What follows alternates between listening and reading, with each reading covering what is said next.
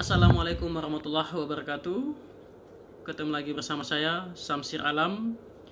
Kali ini kita sudah bersama dengan Bapak Dr. Marianto Nur Samsul, Magister Kesehatan. Kita berbincang-bincang dengan tema maksimalisasi tenaga kesmas dalam menghadapi wabah pandemi.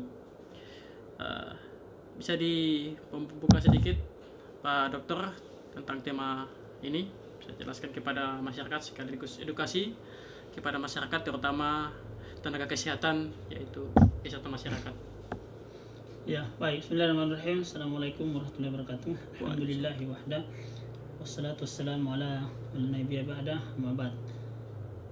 Jadi saudara-saudara sekalian yang sama berbahagia dimanapun berada, sebagaimana kita ketahui bahwa sampai saat ini wabah COVID-19 ini masih belum melandai kurvanya, atau bahkan kasusnya makin hari makin meningkat.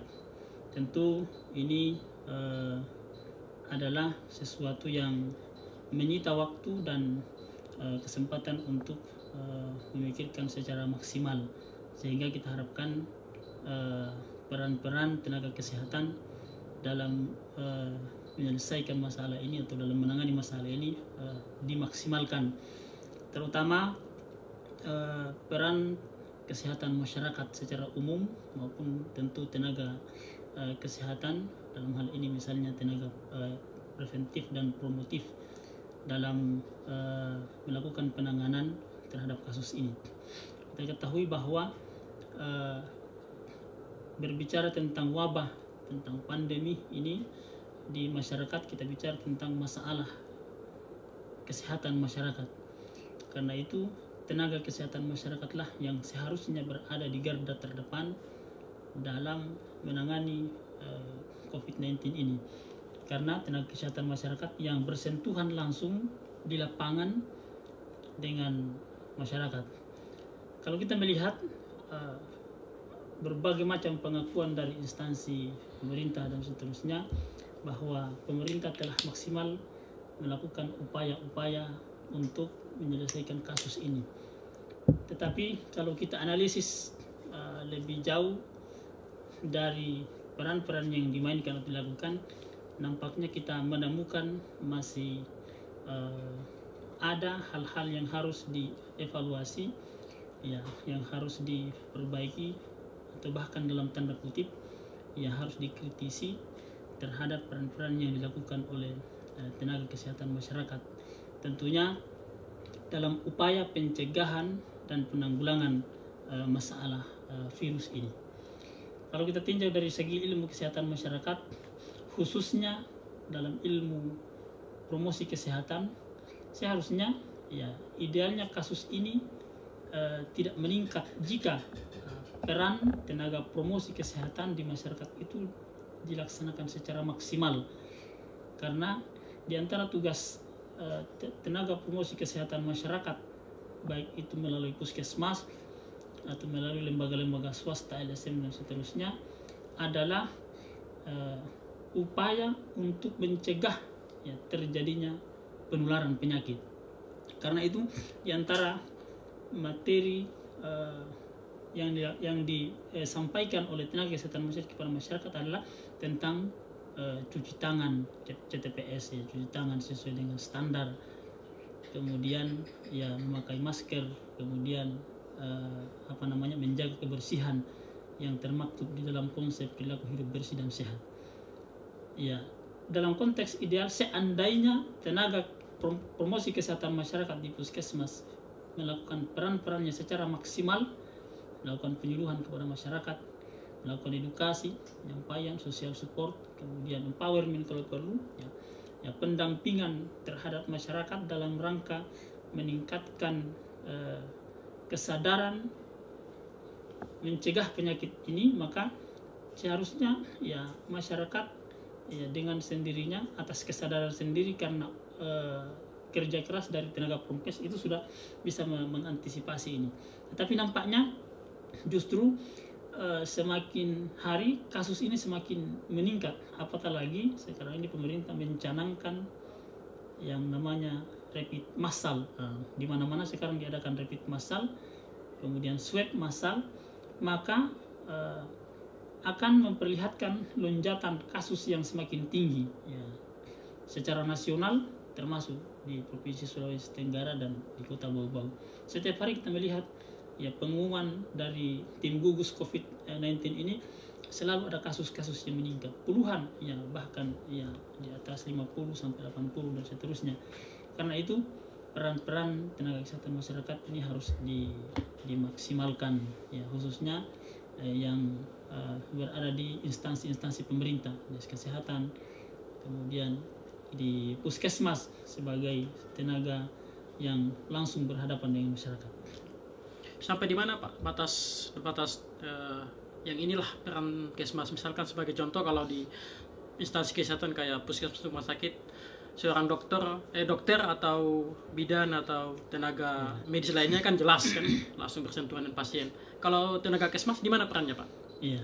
Jadi kalau dokter nanti ada yang terinfeksi, yang suspek dalam istilah sekarang ini, yang yang hasil penelitian hasil pemeriksaan positif baru kemudian ditangani oleh dokter. Kemudian kalau analis kesehatan tentunya mereka lah yang melakukan pemeriksaan. Ya. Adapun tenaga kesehatan masyarakat, nah ini adalah ya tenaga yang paling dibutuhkan di tengah-tengah masyarakat. Mereka lah yang harus datang ke masyarakat, hadir di tengah-tengah masyarakat, bersama-sama dengan masyarakat, menyadarkan masyarakat tentang ya protokol kesehatan ini. Kita ketahui bahwa masih banyak masyarakat kita yang nakal, ya, bandel, dan tidak mau taat kepada protokol kesehatan. Disuruh pakai masker, ya saat ini banyak yang kita jumpai di tengah masyarakat yang tidak menggunakan. Disuruh jaga jarak, ya banyak sekarang yang membuat kegiatan ya dengan kumpul-kumpul dan tidak menjaga jarak. Ya disuruh melakukan PHBS, masih banyak yang lalai.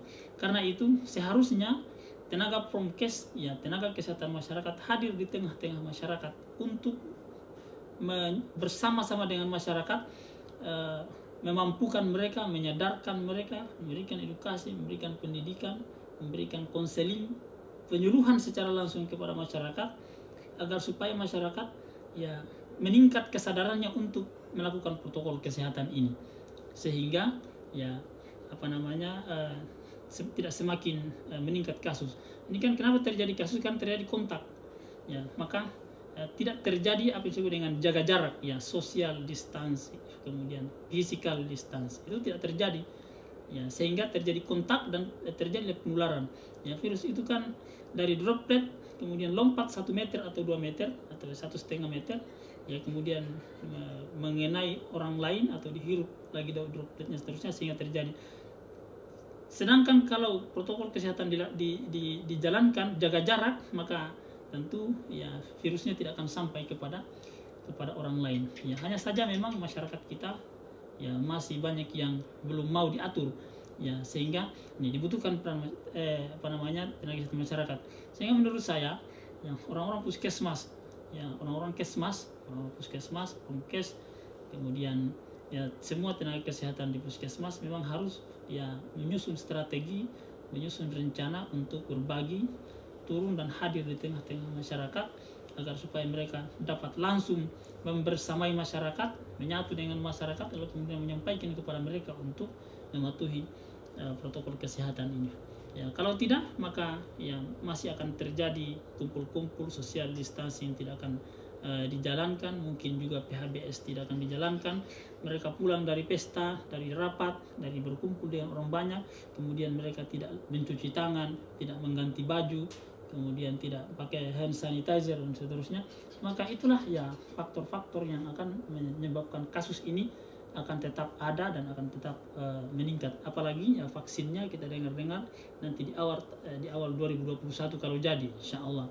Itu menunjukkan bahwa masih ada rentan waktu 3 atau 4 bulan, nah, virus ini akan merajalela dan akan semakin meningkat.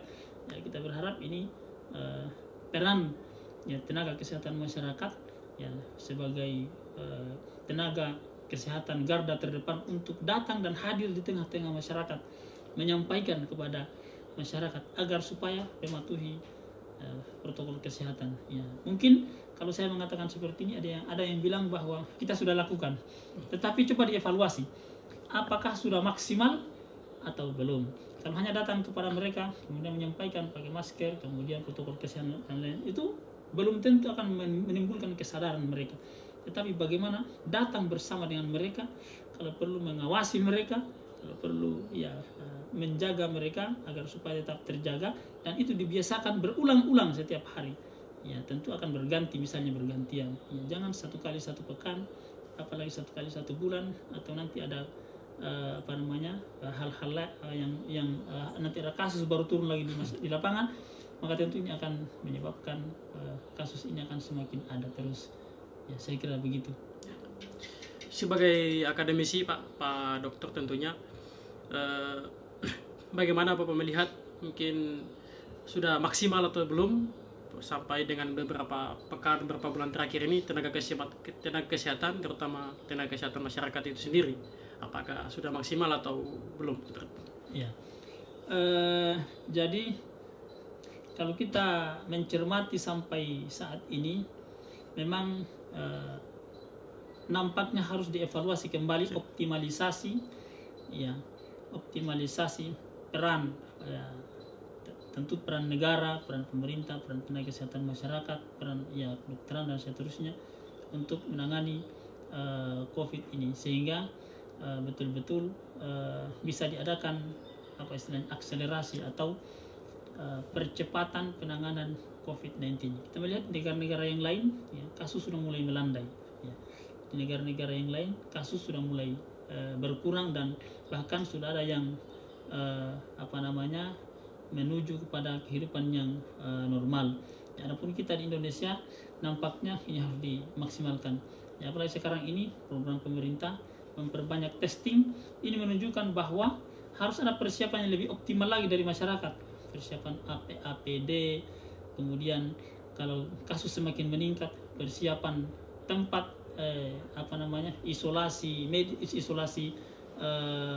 isolasi yang bergejala. Ya, kalau kita melihat, ya, kalau kita perhatikan di Kendari sudah full semua rumah sakit.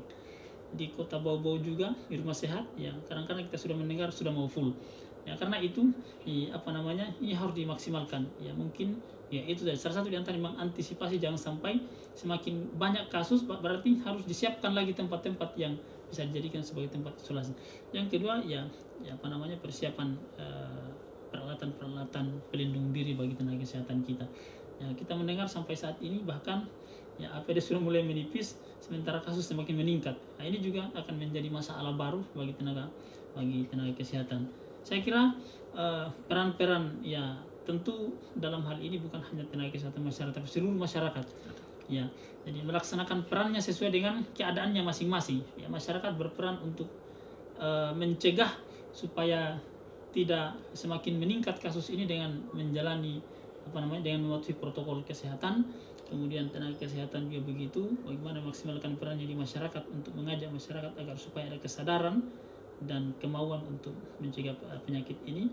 Kemudian negara, saya kira kita harapkan tetap hadir dalam memaksimalkan peran-peran pencegahan COVID-19.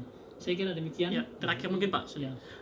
Apa harapan Bapak kepada masyarakat, terutama tenaga kesehatan, dalam hal tenaga kesehatan masyarakat ke depannya? Ya. Jadi harapan kita adalah yang pertama, jangan kendor. Jangan kendor, tetap semangat teman-teman tenaga kesehatan. Ini adalah bagian dari perjuangan ya kita, ya dalam bahasa agama bagian dari jihad kita untuk mengendalikan virus ini, ya, mengendalikan virus ini agar supaya tidak lagi menginfeksi kepada masyarakat, ya, sehingga kalau